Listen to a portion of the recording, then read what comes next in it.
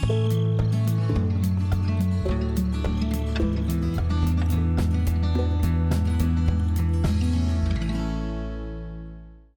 everybody, welcome back to Wild Wild Wes's famous Gelvin Valley. We're hopefully helping make it famous here by our work on it as we farm in here. Now, why does it make such a... oh, I never understand mods. Creating a corner where there was none. Go figure. Well, at least when we get this far out into the field, our tractor and course play start working a little better. We are kind of in the middle of harvesting field number 37. We have 3 more to go after this. Oh yeah, wait for the fella to get out of the way. Love our hillside combine as we tackle these very steep hills. What are you doing? Oh goodness gracious. Alright, let me help you out of the brush.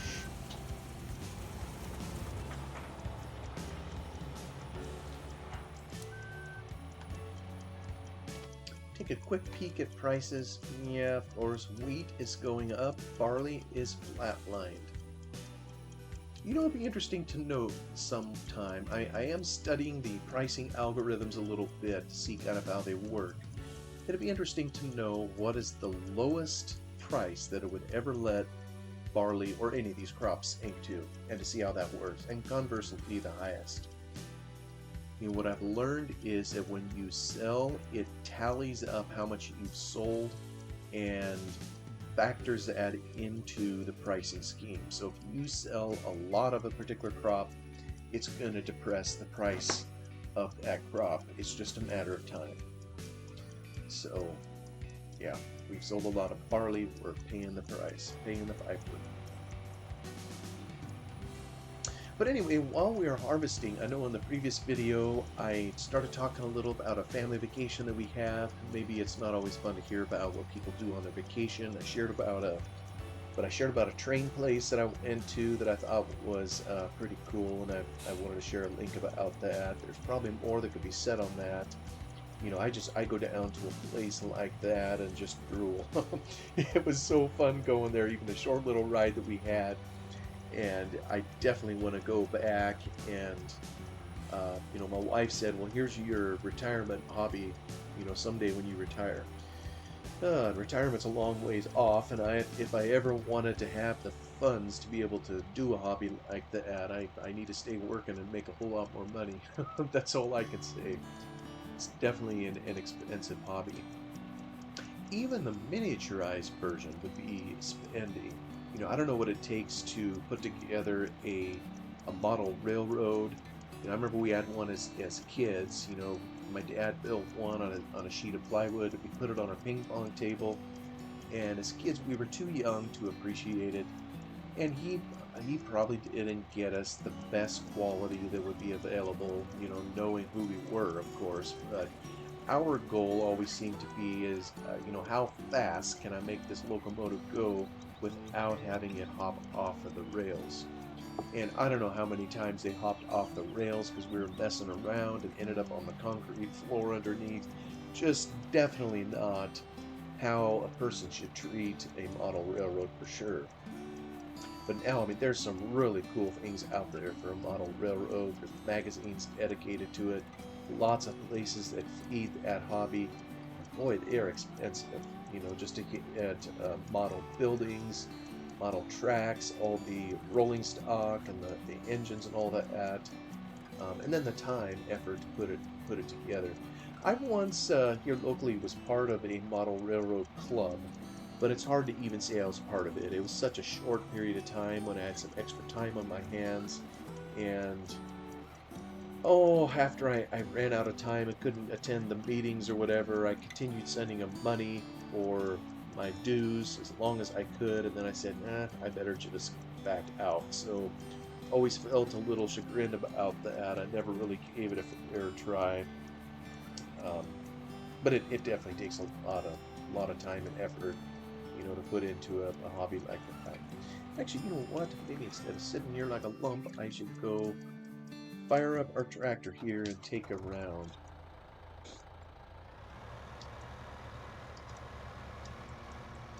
Actually, what I would love to have someday, I think, for a model railroad, if I ever made one, isn't even so much a conventional layout.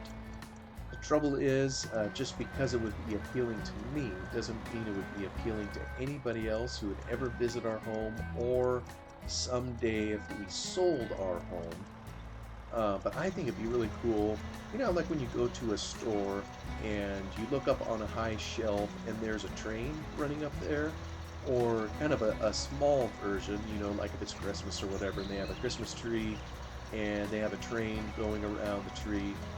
It's kind of like that, only it's my vision of it, if you will, would be that it be built into the house. So to go from one room to the other, you would literally punch a hole through the wall, make a neat little tunnel, and lay the tracks, so that it could do it. And I don't know, I just always thought that'd be kind of cool to have a train that literally goes around a guy's house, kind of around, maybe up a ways. Maybe someday there'll be grandchildren and they'd like to see it, but they probably shouldn't touch it because it will do to it what I did to these things when I was a kid. But you know what? I probably would have a hard time getting that by my wife to get approval to do that in the house. So it's probably just something that will die on the hill of ideas considered but not implemented. So I do need to share the house, obviously, with her. But definitely be a conversation piece. That much I know for sure. So probably if I ever do pursue it, and I really don't have space here at home to set up a regular layout, so if I ever did, it probably would need to be with a club. Oh boy, there we go, pulling this steep hill. Take an interior look. That's pretty steep coming up in here.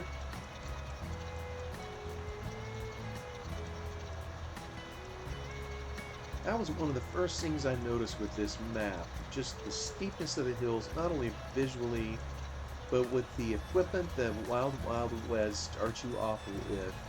You couldn't, you couldn't hardly do jack with it on the hills. I don't even remember what all we started off with in here, but it was vastly underpowered to pull a round baler up the hill. I think he starts you with a round baler, and you just learn real quick that maybe you need to windrow it differently from how we're doing it here, by the way. But windrow it in a way that goes across the hill, so you aren't fighting the hill with your machinery. Probably something they would have to consider in real life, because if your equipment isn't stout enough to pull the hill or handle what you give it, I mean, you're putting your life in danger, just by using it out there.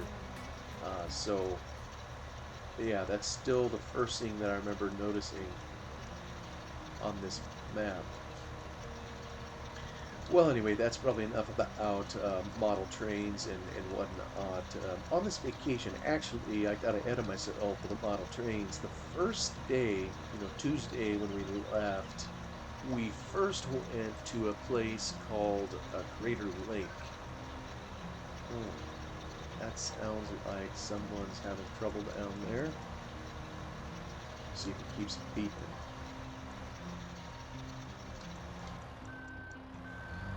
Is he going to get out the entrance? Well, maybe he has already. Oh yeah, he's on his way. Never mind. Worrying over nothing. But with good reason. But on the first day of our trip, we went to the deepest lake in the U.S. And it just so happens to be in my home state here. It's the only national park, I think, that we have. Called Crater Lake, and I'm not even 100% sure how deep it is, and I'm not even sure that they've effectively measured the full depth. But I have in mind, a couple thousand feet or whatever. It's in this volcano. Would that be the caldera? Clear up on top, where it's blew its top many, many years ago. Thousands of years ago, massive volcano. It's At the top, kind of as you look across the lake, I think it's easily 6 miles across, maybe 6.5, 7, something like that. And to drive around it is 30 some miles, and at least. So I mean, that's kind of gives you some idea of the scope. And then hiding in the top of the thing is this lake, where the snow doesn't have anywhere else to go. There's probably an outlet to it somewhere, although I'd have to be a, where are you going? Always trying to get up to the air. You'd have to be a geologist to know exactly where the inlet and the outlet is, if there is. It would be all underneath where you can't see anything. There is no, I mean, it's inside a crater. So when you look around it, all you see is the water and, of course, the sides of the volcano. I don't know how far down in there you go from the top. When you drive it in, you kind of go up to the top, to the rim. They have a lodge up there, several buildings you can visit, trails you can hike or whatever, and there's a road all the way around the top. It's somewhat developed in the area. But then it's just sheer drop off, almost sheer, heading down to the water. And I mean, there's a few fences in a couple areas, but nobody's stopping anyone, and people probably have, from just bailing over the side, whether accidentally or deliberately, and it's a long ways down, and there ain't gonna be nothing that would stop you on the way down. So there's nowhere for the water to go or the snow to go, so it just melts into the crater. And then I think my limited understanding of it is the only thing that moderates how much water's in the lake is basically evaporation, and then if there happens to be any outlets somewhere down below. I have heard it has fish in there. Really don't know how they got there, or whether they're stocked, or maybe birds have brought them. Yeah, just don't know those particular details that are in there. My sons were kind of like, fish. I wanted to maybe go take a look at what it had for fishing, but you got to hike down in there.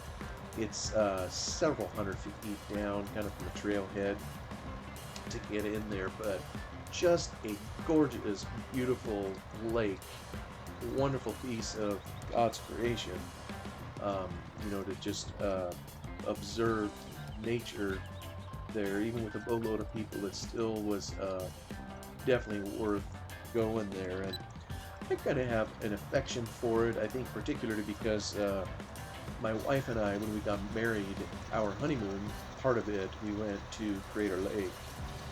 I think we spent a night in the lodge when we were there.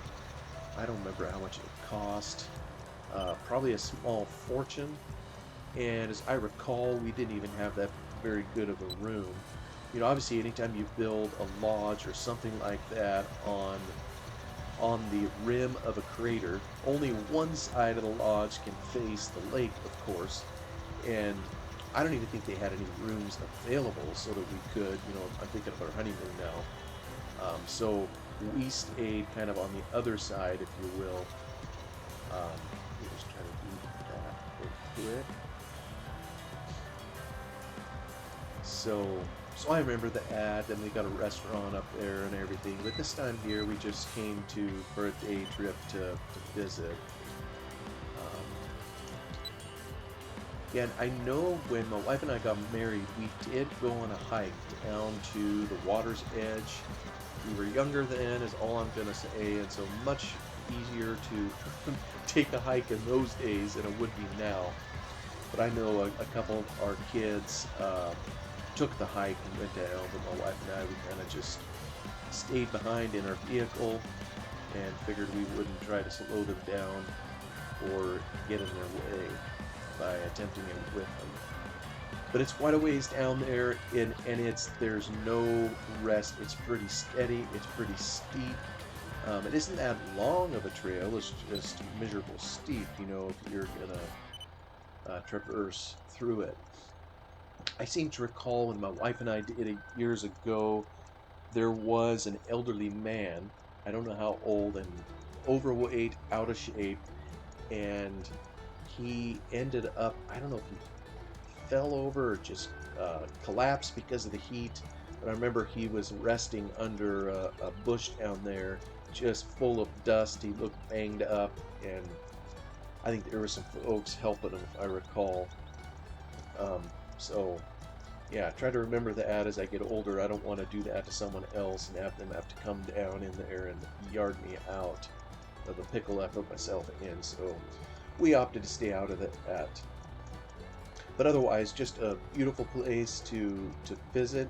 And yeah, I'm trying to think. Yeah, most of it was open. We went there on our honeymoon, but let's see. My wife and I, we got married in the middle of the year. When I say middle of the year, I mean June 30. You know, isn't that perfect for an accountant? You know, kind of easy for an accountant to remember his anniversary, middle of the year. But when we went there, it was early July, and at the top rim was still snowed shut. You know, we were hoping as part of our honeymoon we could drive around the whole rim and take in the whole lake. But as turns out, you know, we weren't able to. Well, get off the fence. You don't need to be up here. We just weren't able to do that. So.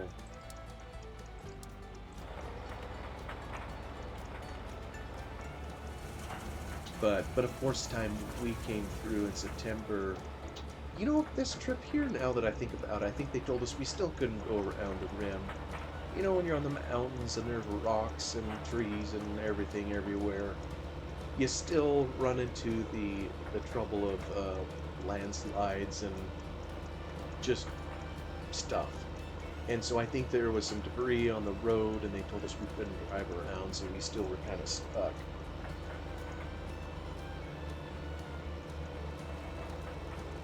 What's curious to me is what life would have been like years ago when the thing blew its top. I don't know that they can say for sure, pinpoint exactly the time. It's in the thousands of years, you know, when it happened. But you see the big chunk of mountain that came off the top. I think they have some calculations of how tall the original mountain would have been if it hadn't blown. And they've talked about, because I don't know how geologists figure all this out. They can figure out where the blast cloud went, where the ash landed, you know, debris and mud and whatever came as a result of the eruption of a volcano. And there's a bunch of volcanoes in our area. You know, we really in our area live on the Pacific Rim of Fire, is that what they call it? You know, where it goes kind of around the Pacific Ocean. It goes clear over into Japan. You know, they've got several active volcanoes over there, maybe into the Philippines. You know, all these active volcanoes, and we got them here too. You know, back in 1980, when I was a kid, Mount St. Helens had an enormous eruption up in Washington State. I still remember that as a kid. And this mountain here, you know, which is down in southern Oregon. And I think about where I live, which is kind of in the northwest part of Oregon in the capital city area. I don't think we would have come out unscathed either when Crater Lake, you know, when that mountain, is it Mazama? I think there's a couple mountains there. One is called Mount Mazama, another is maybe Mount Scott, something like that. So I don't know that we would have wanted to even be, you know, where we currently live back when this thing blew its top, because the devastation was just horrific, you know, in terms of scope and how far it went. And you know, further east, you know, there's more volcanoes too. You know, they always tell us Yellowstone is sitting on a massive volcano over there. And depending on which video you look at on YouTube, it's either ready to blow imminently, or it's still, you know, many centuries off. But yeah, we regularly, just around in the area, there's geologists all over regularly measuring these volcanoes. I think Mount Hood which is probably the closest mountain to us, just to the north and east of where I live. Oh, probably 100 miles away if I had to guess, just take a rough guess.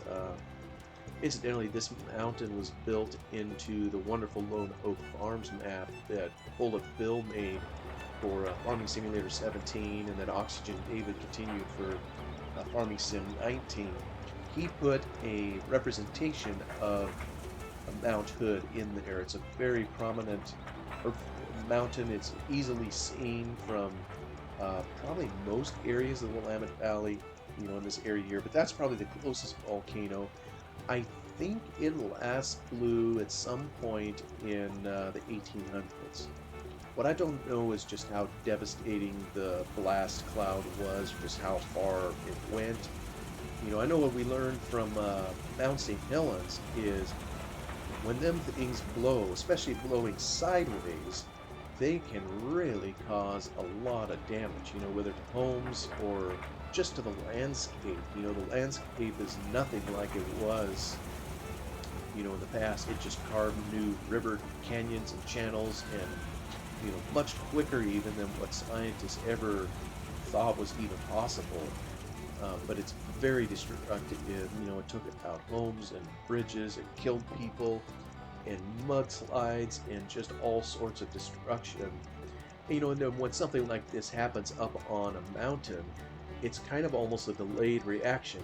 There's the blast, damage is happening, but down below, you have a certain amount of time to get out of its path, if you're in the path.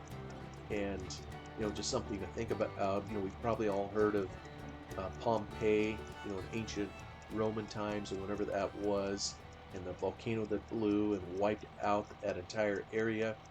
And, when they excavated, and you see in the ruins how it caught people flat-footed, they were just doing ordinary day-to-day stuff, and it blew, and it just wiped them out before they could even do anything about it. And I imagine back in the day for something like Crater Lake, it probably was the same. And thousands of years ago, I don't know if anybody was here or not. Maybe there would have been some American Indians, Native Americans, some tribes around, possibly. I hope there wasn't that many people, when it blew, because it just was very, very destructive. And I think the death, they calculate death zones and all this and that. Practically takes up the entire state. So, it the whole area would literally be uninhabitable, and it's just not an area to survive. The destruction would be so great. But I don't know, I wonder about things like that before, just what it would have been like to be here, to see that happen. And if there were people who, stood afar off or far enough away to get out of harm's way, you wonder what they saw and what their thoughts of it were. And, at least today now, mankind has the ability to record history and memories and all these things, in some format that could be passed along. And a lot of times, years ago, they either didn't have the means, or they chose to just pass those stories down, by word of mouth. And unfortunately, with word of mouth, details of things get changed over time, or that can happen, and a lot of solid historical data can be lost. But as steep as the hills are here in good old Gelvin Valley, we at least don't have a volcano. At least not that I'm aware of. Although, look at this up here. I don't know if Wild Wild West is watching, but maybe he can tell us if this over here is intended to be a volcano. Probably not. I think of Wes, I think he's in, well, I don't know if he'll comment or not. I can't remember if he's in the UK or if he's in Ireland, but over on some islands, next to the European continent, I think is where his home is. Those mountains, I guess I really don't know. I'm unfamiliar with them as to how they were formed. if it was by volcanoes, but all I know is we have more than our fair share of volcanoes here in this area. I'm sure if you talk to people in Japan, they would say that too, and some of those other Asian nations where they gotta deal with this on a regular basis. Even recently, out in the middle of the Pacific, it's not much different. That's how new islands are formed. If some volcano underneath the water burps long enough, it'll push up lava and eventually create a land formation, kind of the Hawaiian Islands, being one example. And them suckers are still active, not the explosive variety. And I don't even know what I'm talking about to be able to articulate the different kinds of volcanoes, but those have more, what is it, the style of where the lava just oozes out and kind of comes out and flows. I think I've seen footage of it before where it's ending up in the water, where it cools off and stay out of his own thing. Where it cools off and then hardens and and just kind of creates more area to the island. And to a certain extent, I wonder how long that goes. You think of a volcano starting at the bottom and it blows kind of out the top, and it gradually adds more material. If you're looking at it from the side, it's kind of a triangle shape.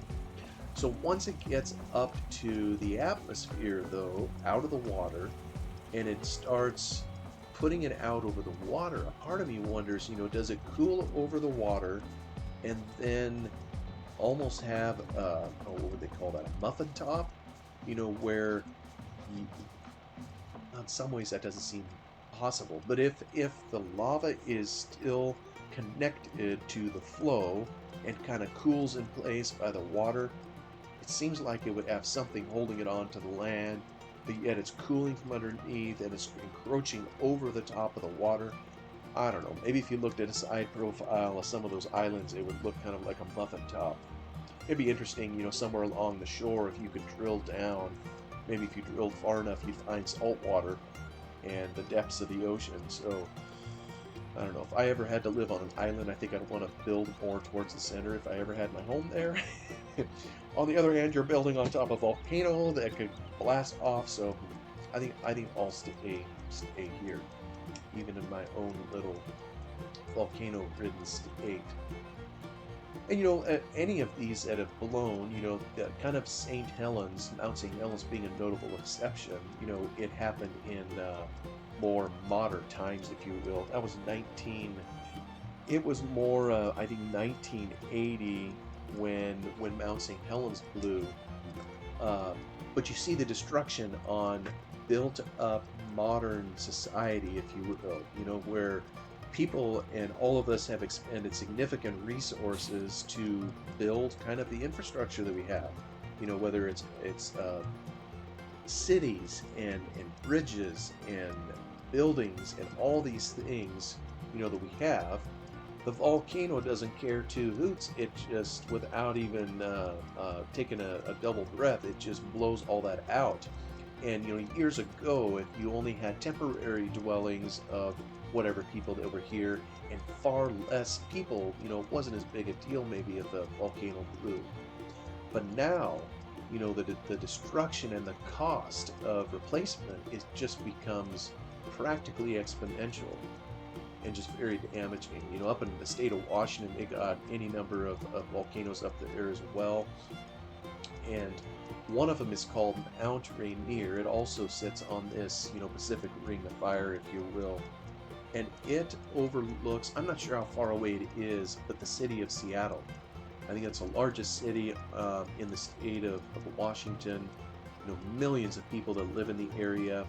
And it's already parked right on the edge of Puget Sound, right on the water, and there's just nowhere to go. So if Rainier ever decides to blow, Seattle is going to be in a world of hurt. And frankly, I'm not sure we'll be much better off down here either. We may not have the destruction from it that they have up there, but we're all in this together, and when one region of the world hurts a lot of times, the rest of us hurt too. When it comes to disasters and the cost of it and the damage to the economy that results. And That's just a lot of pain. Yeah, I'd be curious to know, like going back to even St. Helens, you know, that had to have been extremely costly to a whole bunch of insurance companies. I just, you wonder what kind of payouts they had to make, or you wonder what kind of concessions there are in policies for homes. You know, if you're going to park next to, oh, oh, yep, oh, why are you going in circles? Just find the entrance. There you go. But if you're going to build on a volcano or next to it, you know, I imagine the insurance company would have something to say about it. You know, just like if you build on a floodplain, and you know they want to make sure that if you're or rather a lender, if you're building on a floodplain before they loan you money to buy a house there, they want to make sure you have flood insurance. You know, I think our home where we're at now, which is nowhere near any water and is kind of up on a hill, even here they asked us to, if we had flood insurance. I think we got that provision taken out. Because brother, if we flood here, the entire Gelvin Valley is in a lot of trouble. It's going to be Noah's Ark proportions.